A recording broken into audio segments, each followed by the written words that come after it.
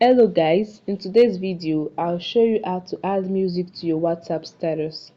Although WhatsApp does not provide the add music option, but there are other ways you can add music to your status. Go to your status and make a quick recording, but you need to play a background music of your choice from any of the music app, either the Apple, the Spotify, Boomplay, Audiomack or anyone. Now, you hold record button and you play your background music. For the purpose of this video, I'll make a quick recording.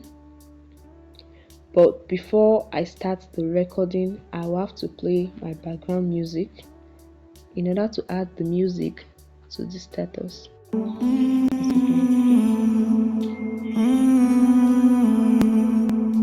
It's just another night, just another fight for my life. It's alright because everything dies. Nobody know why. Waiting I go do, waiting you go do when you feeling like. Now, once you've added this music to your status, you can put your caption, your desired caption, as you can see on the screen.